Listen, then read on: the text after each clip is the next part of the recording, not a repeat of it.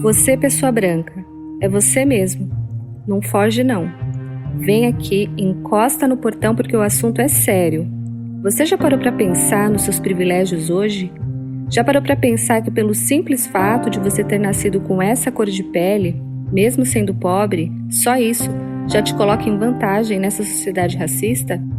É para pensar sobre isso que nesta edição do Conversa de Portão, eu, Bianca Pedrina, mulher branca, vou entrevistar Mari Belmonte, outra mulher branca, para falarmos sobre branquitude. Esse podcast foi gravado em 20 de novembro, Dia da Consciência Negra. Nessa data, nas redes sociais, o assunto mais comentado era sobre o assassinato de um homem negro espancado até a morte por um policial e um guarda dentro do supermercado Carrefour, em Porto Alegre. João Alberto Silveira Freitas tinha uma história que foi interrompida por causa do racismo. Passou da hora desse assunto começar a ser abordado por brancas e brancos. E como a gente não está aqui para perder tempo, porque a cada 23 minutos um jovem negro morre assassinado nesse país, vamos ao nosso papo de hoje.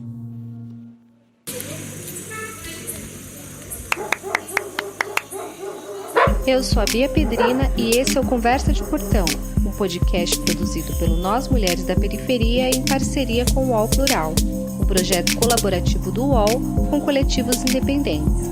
Semanalmente nós ouvimos a opinião, a análise ou história de mulheres sobre notícias que são importantes para nós.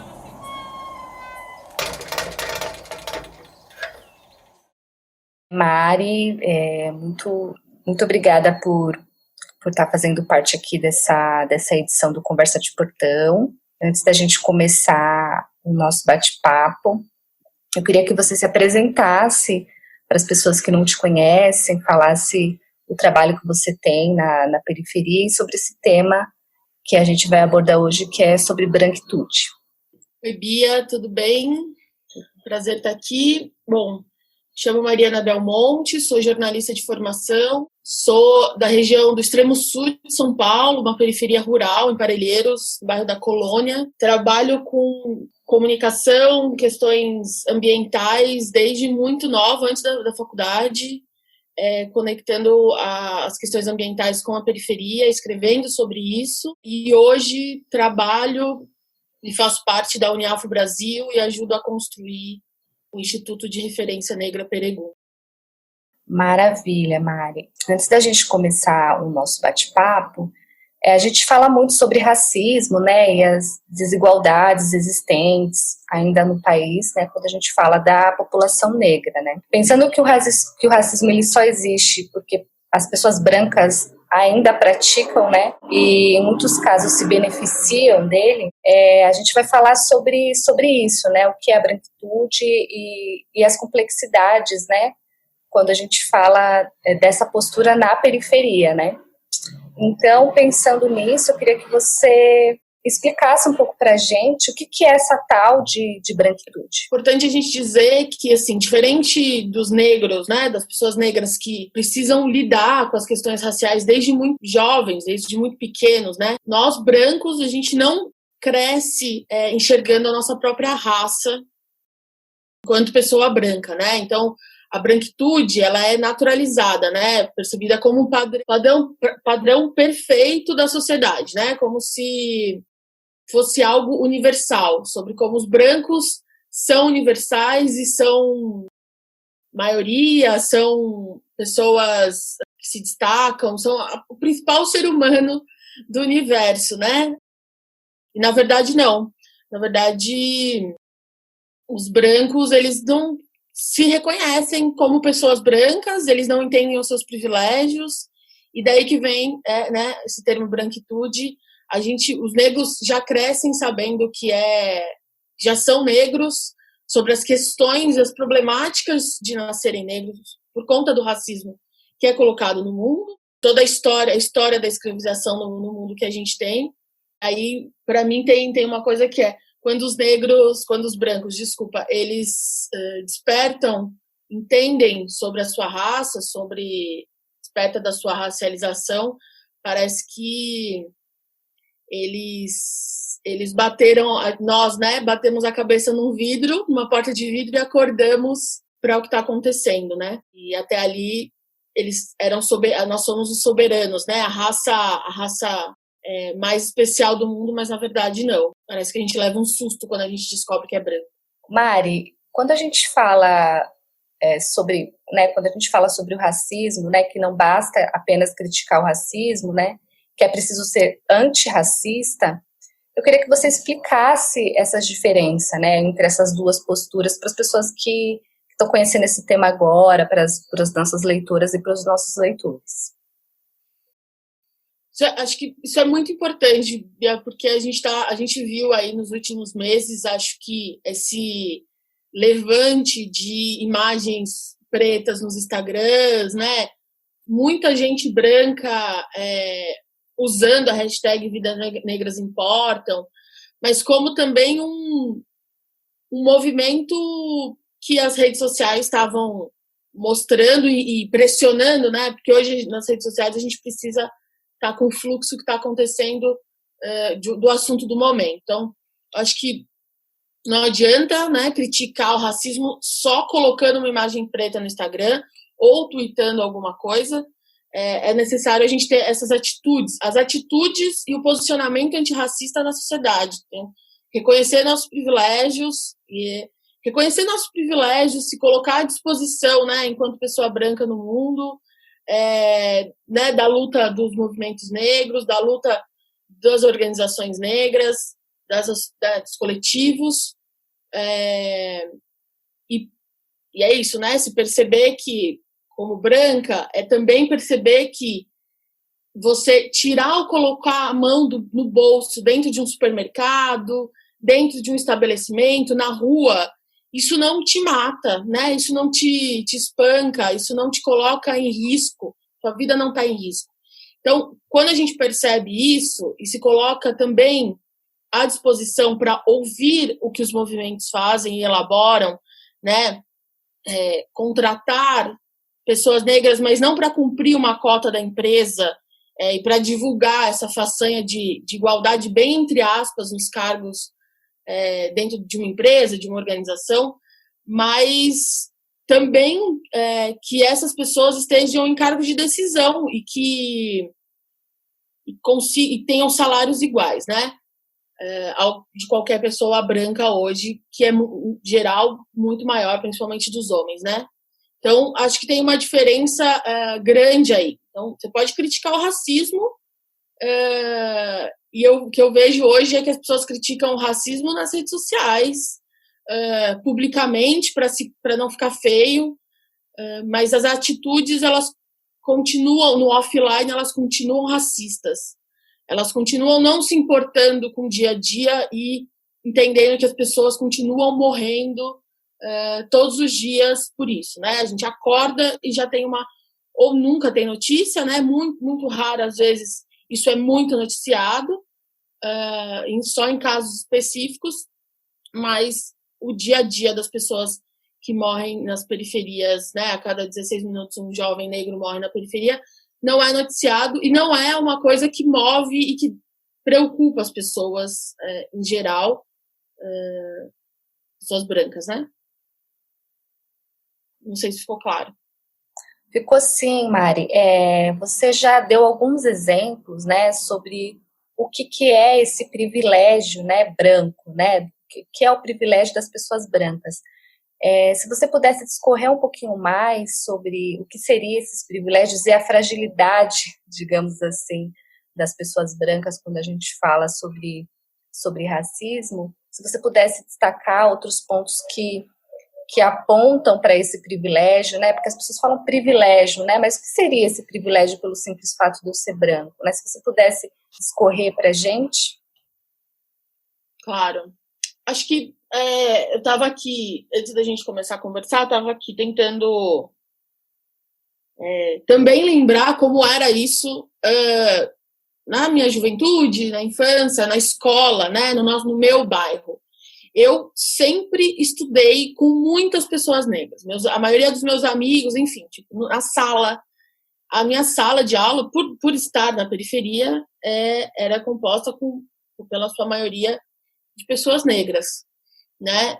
E essa conversa era muito naturalizada dentro do meu espaço ali da escola, inclusive com os professores. Mas, enfim, o básico, né? Saindo o que acontece, né? A diferença, né? Do privilégio. Meu irmão era um homem branco. E se a gente saísse todo mundo da escola, sempre tinha ronda escolar, por exemplo, na porta da escola. E que sempre fazia, quase toda semana, tinha enfim, eles abordavam alguns jovens suspeitos, né, na porta da escola. Meu irmão nunca foi abordado, porque ele era um homem branco, um jovem branco, e os meus amigos eram sempre abordados, né? As pessoas que estudavam com a gente na escola eram corriqueiramente abordados pela polícia, mesmo que a polícia visse esses meninos todos os dias. Então, acho que parte já da escola, né, de muitos jovens, é isso, o privilégio, inclusive entre os homens brancos, né? Então, o que mais? Acho que por mais que você seja uma pessoa periférica branca, você numa seleção de trabalho, por óbvio, você vai ter mais privilégio ali na hora da entrevista do que uma pessoa negra. Se eu estiver concorrendo ali a uma vaga em algum trabalho específico, em geral o que acontece é que as mulheres brancas elas vão ser escolhidas ali com mais facilidade que as mulheres negras, porque existe um privilégio branco. Acho que, enfim, aí acho que é o maior dos exemplos é a quantidade de jovens negros que morrem nas periferias, né? E aí enfim, eu tô me repetindo quando eu falo isso, porque isso para mim é um dos maiores problemas, assim, um dos maiores privilégios que as pessoas brancas tem ali entre pessoas brancas e pessoas negras. Assim. A gente não vê uma quantidade, óbvio, né? Existe, né? Pessoas brancas também morrem, mas não, a gente não vê a quantidade absurda de jovens morrendo, a gente só vê jovens negros morrendo todos os dias em quantidades muito absurdas, muito desiguais. A gente está falando de talvez a gente esteja ainda com uma cabeça muito sudeste, que isso acontece o tempo todo, né? Imagina o que isso acontece no norte, né? Que em sua maioria, quase 90% do norte é constituído por pessoas negras. E tiver morte de quilombolas o tempo todo acontecendo. Então, acho que o tema da morte é muito importante a gente pontuar. Assim. Então, as pessoas negras morrem, porque as pessoas brancas têm um privilégio gigante de serem liberadas em batidas policiais, de serem escolhidas na hora de um trabalho, de ganharem mais na hora de um trabalho. Pensando um pouquinho nisso que você disse, como a gente consegue, de alguma maneira, romper a barreira da meritocracia, no sentido de que muitas pessoas, sobretudo da periferia, usam isso como alegação. Eu passei nessa vaga de trabalho porque eu mereci, não tem a ver com a cor da minha pele. Ou eu consegui essa vaga nessa faculdade porque eu mereci. Como a gente pode conseguir romper com essa barreira, sobretudo em pessoas que estão nesse contexto periférico e que têm as mesmas vulnerabilidades, digamos assim, né? Estão no mesmo contexto? Olha, Bia, eu fico pensando o quanto talvez o papel da comunicação e desses brancos que já entendem seu lugar de privilégio, na periferia, eles podem contribuir com isso, assim. Eu acho que tem um papel importante nosso, enquanto pessoas brancas, de, enfim, contar e dizer e passar informação sobre o que não é real, né? Essa coisa da meritocracia é um absurdo, né? É absurdo colocar... Isso é uma coisa super, inclusive, né, liberal, que coloca como se o merecimento ali pela vaga, você é mais inteligente ou menos inteligente, você consegue a vaga. Não está colocado isso, né? E acho que não é isso que acontece, né? As pessoas negras não são escolhidas numa vaga de trabalho, mesmo elas tendo muito mais capacidades que muita gente branca, porque o sistema e os processos empresariais, organizacionais, eles são racistas. Eles não escolhem pessoas negras, inclusive muito mais inteligentes e capacitadas que muitos gestores, porque o sistema é racista, o sistema ele exclui essas pessoas. Então, para mim, o que eu acho é que um papel da comunicação nesse sentido é essencial, e o nosso trabalho enquanto pessoa branca pontuando e pressionando para que isso seja entendido pelas pessoas no geral. Assim. Acho que não dá para a gente mais achar que tudo bem, sabe? O meu pai, a minha madrinha, o meu padrinho, a minha família falar esse tipo de coisa, porque infelizmente dentro da nossa casa acontece, assim, tipo, acho que por mais que parece que é longe, né? A gente fala que muito que é casa de ferreiro espeta de pau, porque às vezes as pessoas de casa não entendem, não estão nesse processo, e são sim racistas, né? E fazem, falam termos, frases, têm atitudes racistas o tempo todo com pessoas do bairro, pessoas ali da comunidade, e não percebem, ou percebem, mas que estão fazendo aquilo. Então, acho que tem um papel nosso que é muito importante, das pessoas brancas, periféricas, que entendem seu lugar, nesse lugar enquanto um sujeito branco, de passar essa informação, e de pressionar, e de falar, e de cada vez... É importante não só... e aí isso, enfim, vou falar isso porque é muito importante. Não é responsabilidade das pessoas negras o combate ao racismo. É responsabilidade das pessoas brancas também, e sobretudo das pessoas brancas, na verdade, né?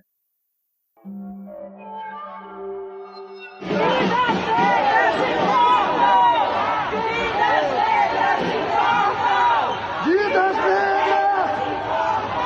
Vidas negras! Vidas negras importam!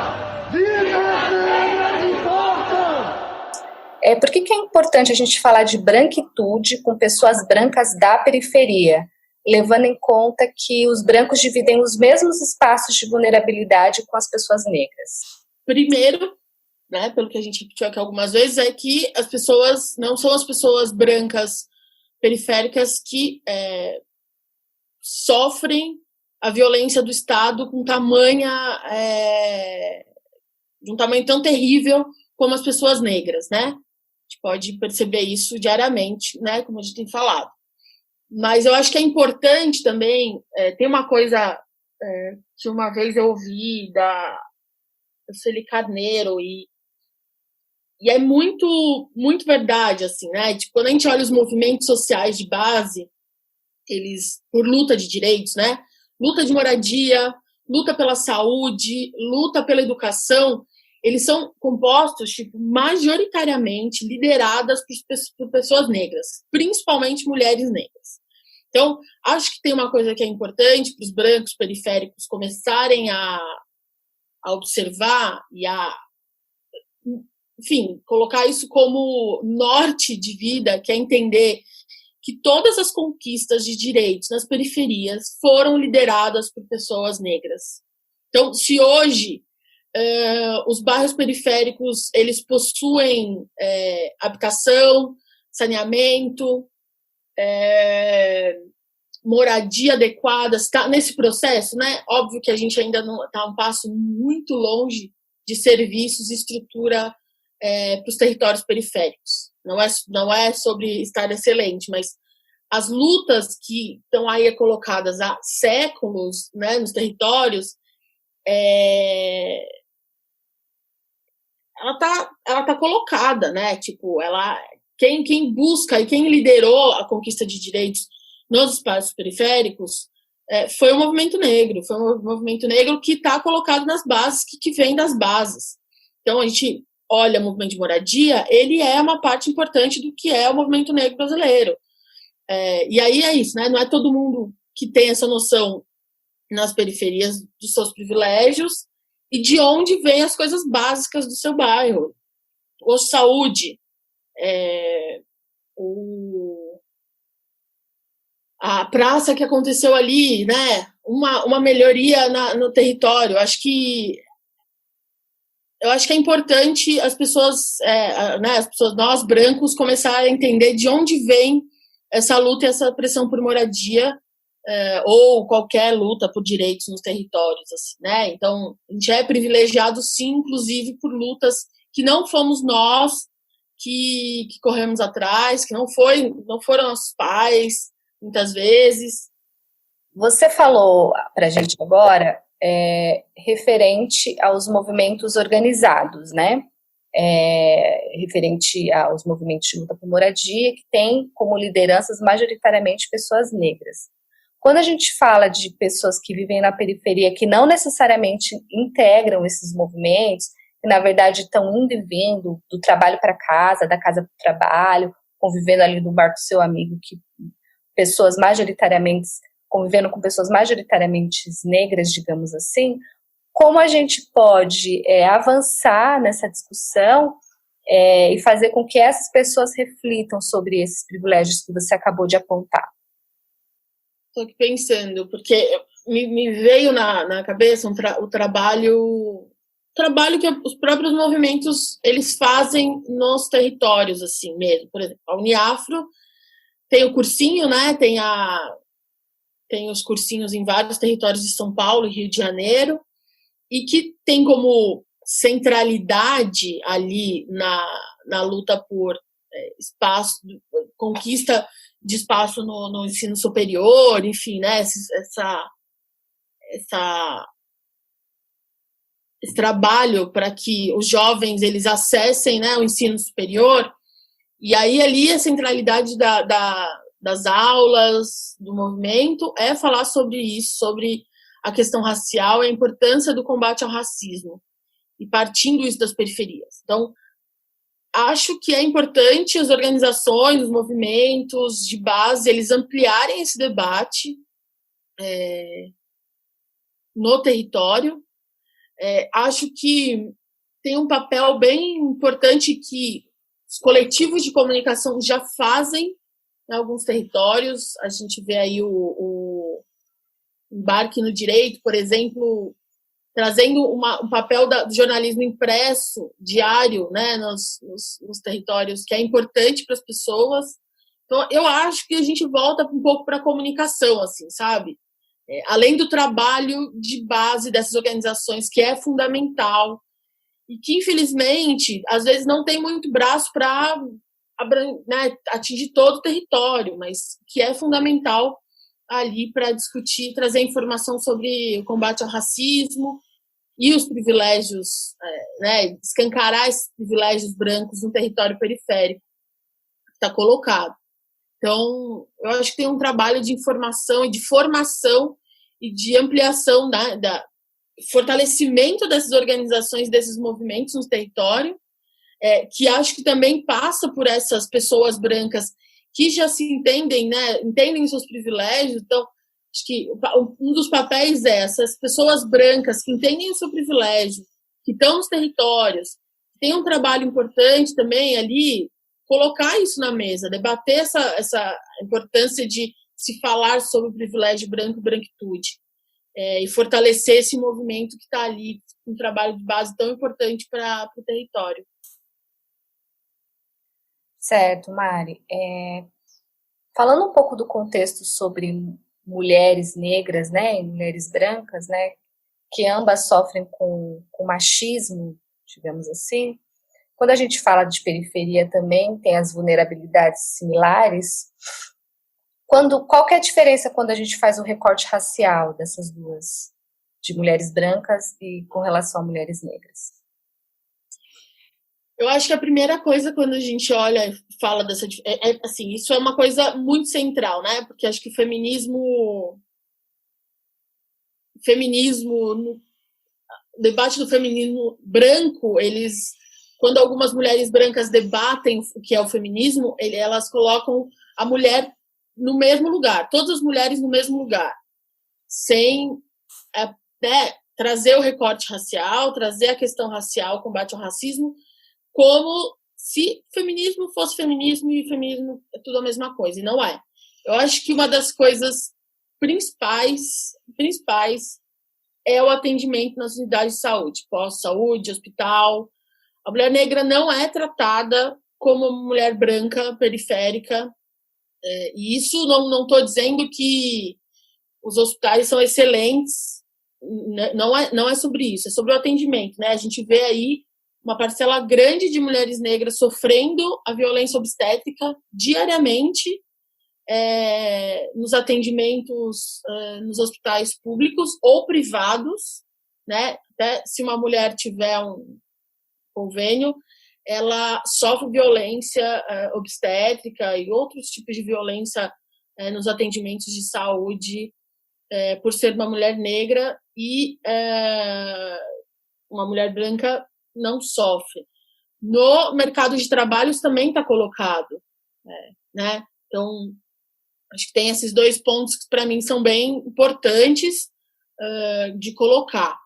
E acho que a gente não pode tratar o feminismo como um olhar branco, elitizado, como se, sim, vamos colocar no mesmo número, porque todas as mulheres brancas sofrem. Não, todas as mulheres sofrem violência, e aí é isso, o machismo, e não colocar a questão racial no debate. Isso é elitista, isso é racista, isso isola um grande problema, que é o combate da violência contra a mulher negra. Certo, Mari.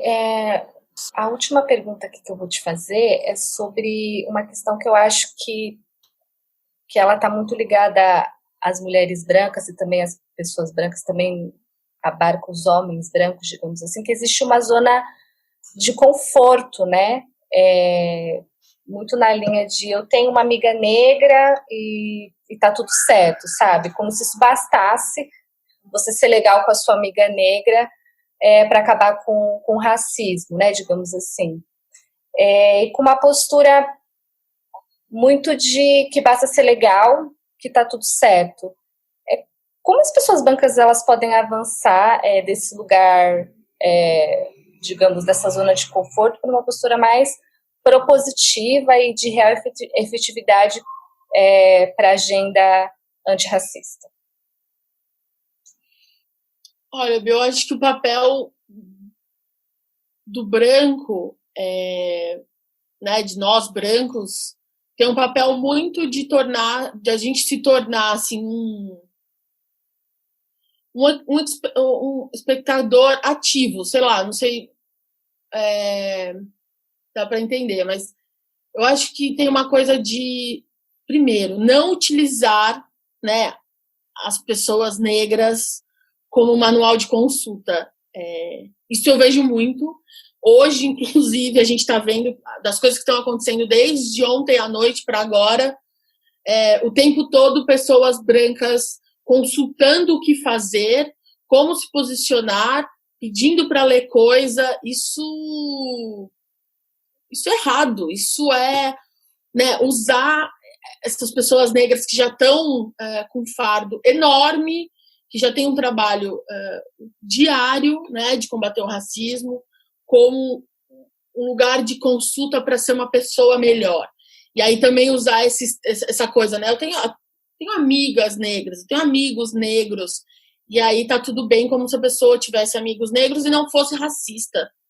Não fosse racista no seu dia a dia, nas suas atitudes, como só ter um amigo racista já bastasse, né, para combater o seu racismo diário, né? Então, eu acho que as pessoas brancas precisam urgentemente começar a ler autores negros. Existem algumas pessoas brancas, poucas ainda, que começam a aprofundar o tema sobre branquitude na academia. É importante ler sobre isso, é importante refletir sobre o seu papel, né?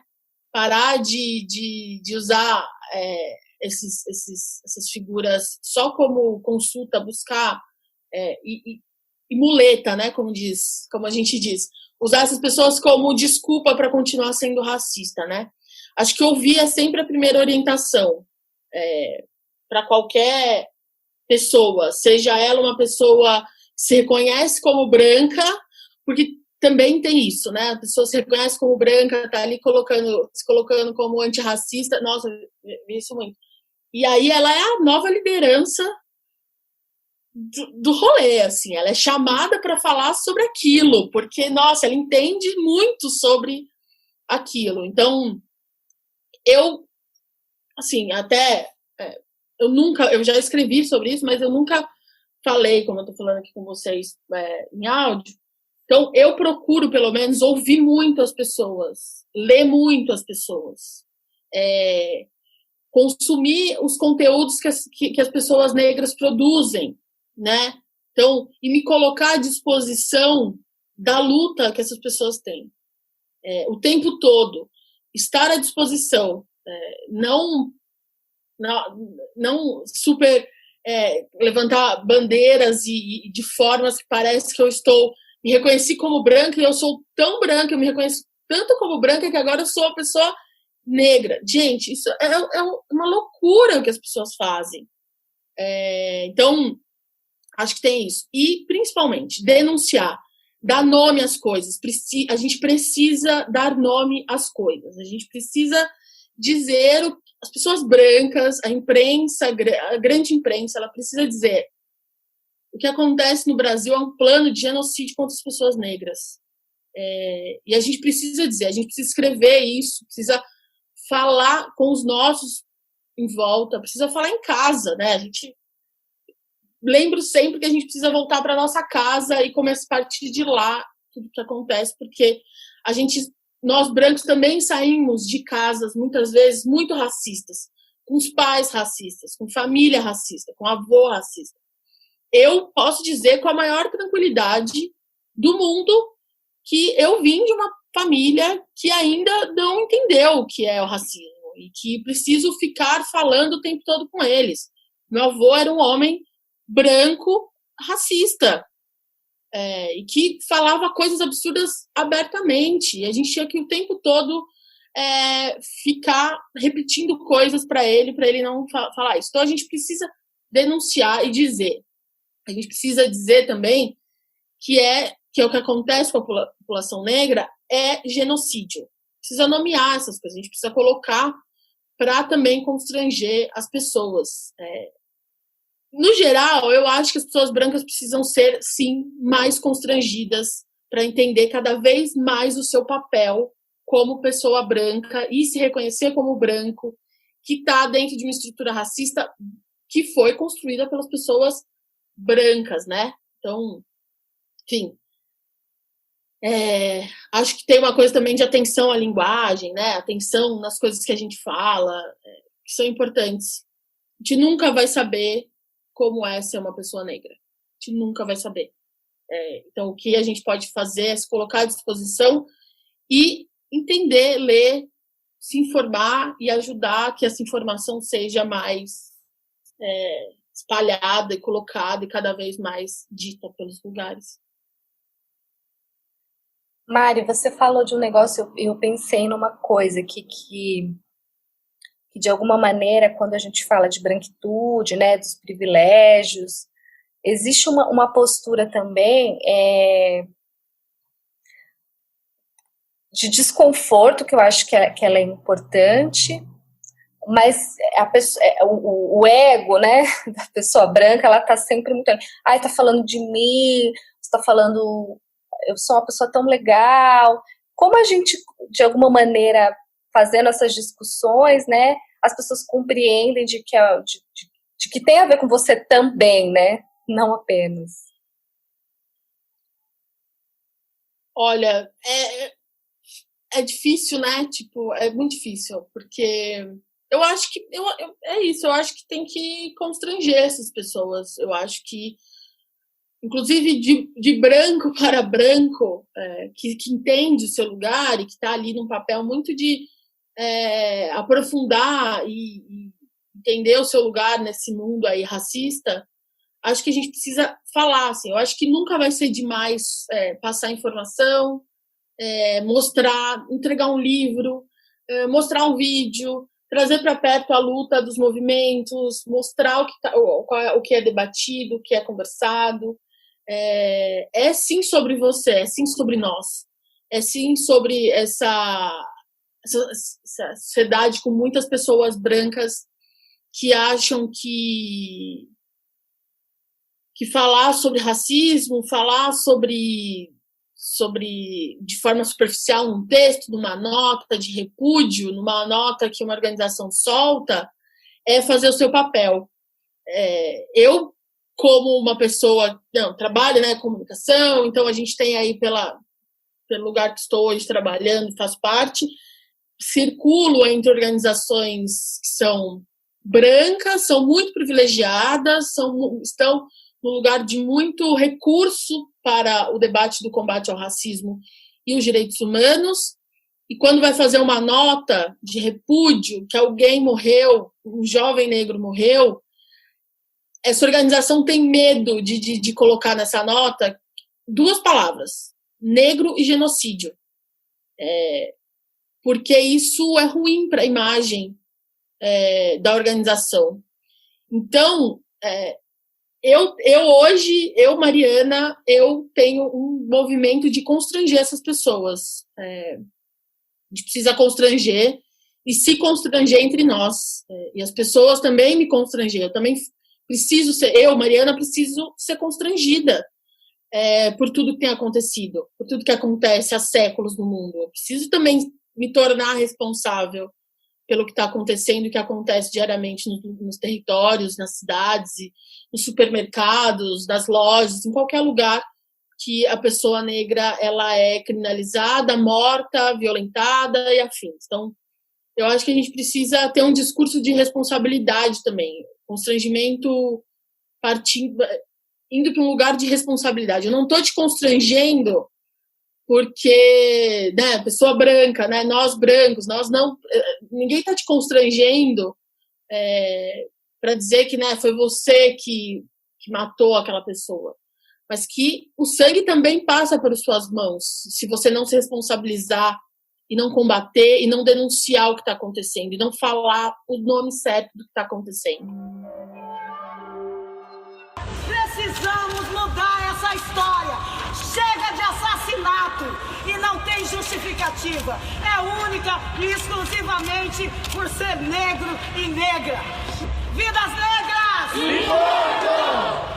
Queria que você dissesse se faltou alguma pergunta que você acha importante de ressaltar e que não abordei aqui nesse nosso bate-papo, que você quer de alguma maneira frisar para a gente finalizar. Não, acho que não. Eu acho que a única coisa, assim, que para mim fica...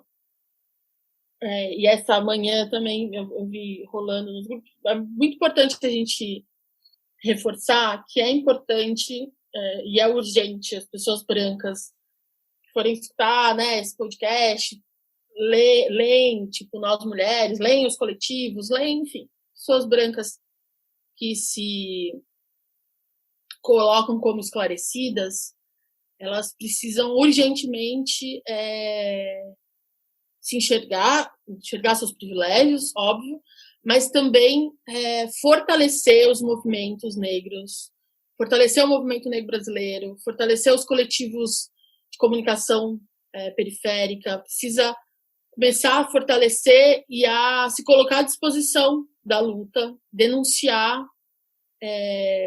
e dar nome às coisas. É urgente as pessoas brancas também denunciarem o genocídio em curso no Brasil, no mundo, enfim. Isso ser muito claro, isso é muito colocado. E é urgente a gente pegar essa luta para brigar contra isso, denunciar. Mari, muito obrigada por você ter disponibilizado o seu tempo para conversar sobre esse tema tão importante que é sobre branquitude com as mulheres e os homens que vivem nos territórios, né, periféricos. Eu agradeço imensamente e estamos junto. Qualquer coisa que você precisar também, bora somar. A gente também faz parte da rede de jornalistas das periferias, então acho que como a missão para quem é comunicador falar, debater esses temas que são sensíveis, também é um papel aí de quem se propõe a fazer comunicação. Eu que agradeço, Bia, agradeço você, nós mulheres, pelo convite. É para ser mesmo um desafio falar sobre isso, mas enquanto a gente precisa se arriscar também a falar, né, sobre branquitude, sobre esse privilégio branco. Então, estou à disposição também, estamos todos à disposição, tanto Niafro, Peregum, para conversar mais aí sobre outros temas. Obrigada. Obrigada, Mari. Eu sou a Bia Pedrina e esse foi o Conversa de Portão, um podcast produzido pelo Nós Mulheres da Periferia em parceria com o UOL Plural, um projeto colaborativo do UOL com coletivos independentes. Semanalmente nós ouvimos a opinião, a análise ou história de mulheres sobre notícias que são importantes para nós. Você pode ouvir a gente no Spotify, Deezer, Google Podcast e por WhatsApp. É só se cadastrar na nossa lista de transmissão. Esse podcast foi produzido por Carol Moreno, trilha sonora por Sabrina Teixeira Novaes e Camila Borges e edição por Sabrina. Hoje eu fico por aqui e até a nossa próxima Conversa de Portão.